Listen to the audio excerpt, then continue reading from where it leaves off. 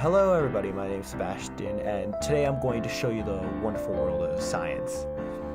Today I'm going to talk about the wonderful research done by Harvard University and a bunch of dudes who I'm going to name right here that I'm not going to go into because it's too long. And now let's get into the big brain time of all this. So, exposure to radiation can wreak havoc on cells, damaging them and causing mutations that can be detrimental to the tissues and organs. But some evidence in research has shown that some cells are more resistant than others. The protein P53 handles these harmful rays, and some of these cells are able to kill these cells off. But a plentiful amount does not correlate with how well they respond to radiation, and it depends on how sensitive these different tissues are to radiation. The goal of this experiment by Harvard was to be able to find any sort of relationship between the P53 protein's impact on radiation.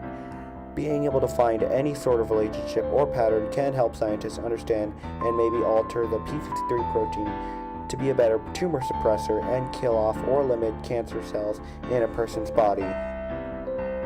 You may be asking yourself, what is P53 and why is it important? Well, according to the article, P53 regulates the stress response of the cell, which basically means it's the dude who tells the cell to commit die if it thinks there's no point of fixing the cell. In that case, the cell just goes. It's kind of necessary for this process, especially in apoptosis, because if the protein didn't do its job, then that would mean the cell would just replicate and make a big mess and create way too many cells, causing cancer. It's like if you ask your printer to make 10 copies of something, but something happens where your computer freezes and you click the button way too many times, and then all of a sudden you're just getting a million copies of the same document and you pretty much can't stop it. What are you doing? Please just stop! So anyways, what they did was looked at the gastrointestinal and lymphoid tissues, and so the reason they chose these was because they had different radiation sensitivities, despite having the same amount of P53.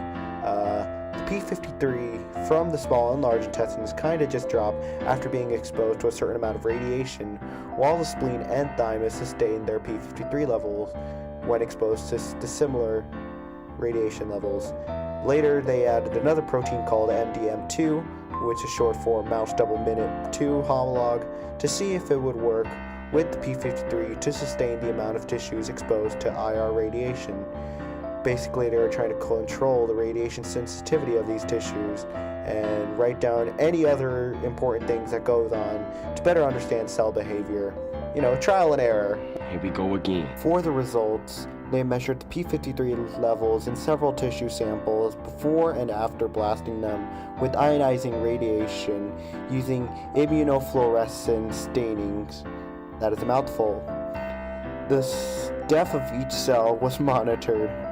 The cells treated with P53 was shown to be responsible for the process of induction and apoptosis in intestine cells.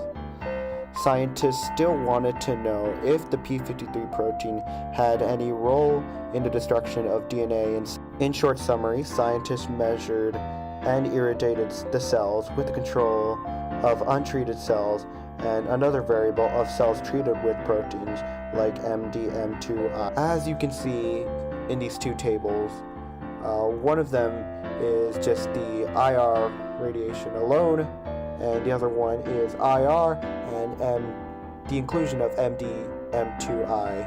As you can see with these trends, the IR alone has a relatively ineffective, decreasing, kind of weird looking line over there, while the chart with the IR and MDM2I relatively plateaued and stayed stable at a certain point through time.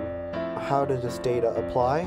Well, as you can see with these two mices, each receiving different treatments, one receiving the IR alone, relatively killed off some of the cancer cells in the tumor, but with the inclusion of IR and MDM2I, The tumor decreased way more than the IR alone, and it was proven to be more effective.